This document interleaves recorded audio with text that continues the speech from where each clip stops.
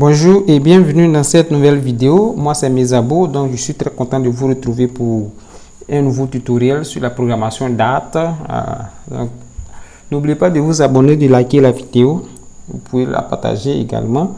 Ok, donc aujourd'hui nous allons voir principalement le type string, donc bien entendu avec le type booléen à côté. Voilà, donc on va se concentrer sur le type string. J'aimerais dire ici que le type de données string ici représente une séquence de caractères. Ainsi, les chaînes Dart ont une séquence d'unités de code 8F8. C'est un peu comme ça que c'est défini. Voilà. Et les valeurs de type, les valeurs de chaîne string ici, on appelle aussi chaîne en français. Les valeurs de chaîne dans Dart peuvent être représentées à l'aide de guillemets simples ou de double guillemets ou de guillemets triples. Donc voilà. Bien avant, ouvrez votre éditeur préféré et créez un nouveau projet. Voilà, vous créez un nouveau projet et vous attendez pour la suite. Donc, vous compiler pour voir ce qui se passe également. Ok, donc comme je le disais, on peut créer une chaîne avec, on peut attribuer une valeur à une chaîne grâce au simple quote, au double quote, au triple quote et bien même un peu plus. Donc, c'est ce que nous allons voir en passant par des exemples. Donc, on commence. On va faire ces 4 exemples ici. On crée plusieurs chaînes à la fois. Donc, exemple du type. On fait string. Pour créer un type, une chaîne. Ici, on prend le mot-clé string. String, le nom. On prend st string 1. On prend string 1 puisqu'on va créer plusieurs égales. On prend les simples quotes. Voilà pour les initialiser une ligne de code. Ça c'est l'exemple. Maintenant, on prend un autre exemple avec ceci. Je coupe là. Cette fois-ci avec les doubles quotes. String 2. Voilà. Tout ça, ça marche. Maintenant, CTRL-Z, dupliquer. Cette fois-ci, on va prendre 2 fois. Mais là, ça devient plusieurs. On prend 2 fois simple quote. Une fois et 2 fois. Enfin, 2 fois. On vient au milieu ici et on met plusieurs. Ok, string 3. Plusieurs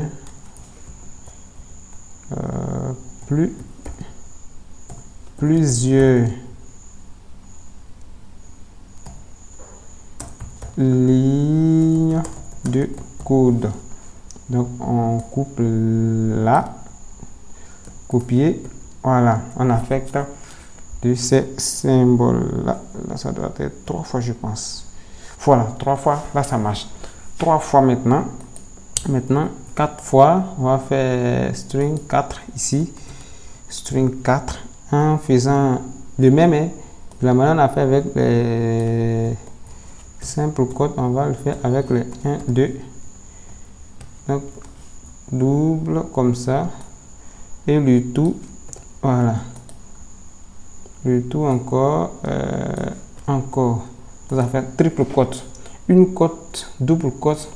Triple simple quote et triple double quote. Donc voici les 4 types de chaînes qu'on a pu déclarer. Et ici, vu qu'on a déjà fait un peu décalé à la ligne, il n'y a pas de problème. Voilà, on décale comme ça, voilà, il n'y a toujours pas de problème.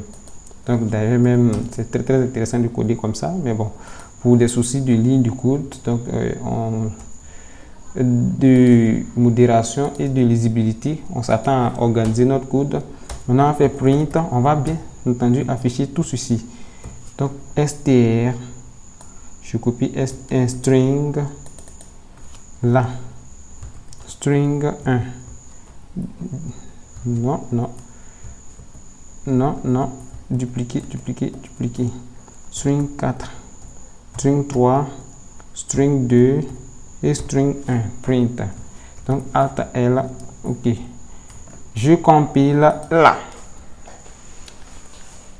CTRL Alt pour réorganiser le code. Donc, comme vous l'avez remarqué, ça s'affiche tel que je l'ai disposé. Donc, même si je décale celui-là un peu comme ça, ça va s'afficher de la même manière que je l'ai écrite ici. Donc, c'est très intéressant lorsque vous voulez disposer votre code comme vous voulez. Voilà. Donc, libre à vous de faire votre choix. Un peu comme ça. Voilà, on actualise. Donc, c'est vraiment pas compliqué. Et maintenant, passons à ce qu'on appelle les interpolations.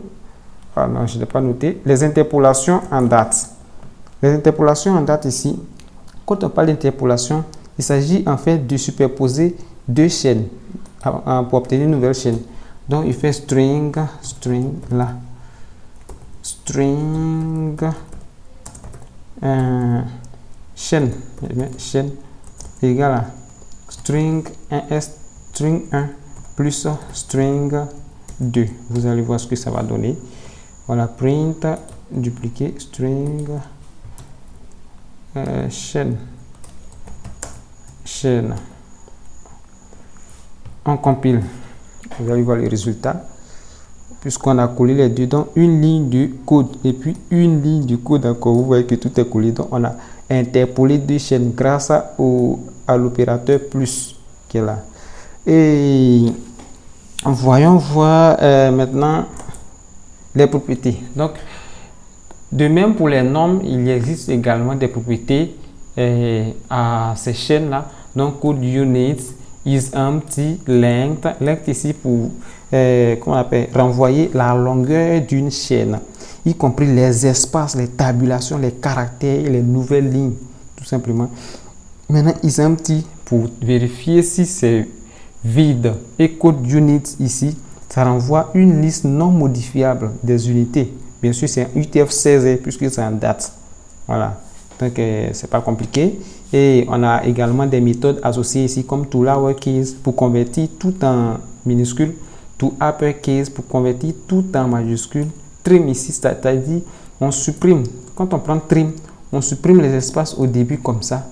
Cet espace au début là, on va le supprimer et cet espace à la fin ici, jusqu'à ce qu'on termine, on le supprime. Donc c'est avec trim qu'on le fait. Maintenant, compare tout. Ah, vous l'avez deviné, c'est pour comparer une variable à une autre variable. Donc replace all, on remplace tout. Split ici, c'est pour soit ajouter un symbole comme virgule, point virgule, accent, comme vous voulez. Et substring ici, c'est la méthode substring va nous substring, est-ce que je me rappelle un tout petit peu? Substring, oui, substring, ça renvoie une sous-chaîne au fait. On coupe une partie de la chaîne, c'est ce qu'on renvoie. Donc on a un index de fin et un index de début. Donc si on fait substring cette chaîne-là, à partir, on précise comment dirais-je, l'index de début et l'index de fin. Mais on n'a pas tout le temps de faire tous ces détails-là. Je les ai placés là, vous pouvez les tester vous-même. Maintenant, to string ici, voilà, on convertit enfin une variable en string et code unit add. J'en ai déjà parlé, mais je redis encore pour dire que code unit add est une méthode qui renvoie l'unité de code UTF-16 avec 16 bits avec à l'index donné. Donc par exemple 16 bits ici, vous savez qu'il s'agit de 16 bits, je pense mais 8 octets, hein, 8 à 4 octets, quelque chose comme ça. Voilà. Et donc le type booléen n'est pas compliqué. On déclare un type booléen avec le mot-clé bool. Donc ça, j'ai déjà parlé ça dans le tutoriel concernant les types de données. Bool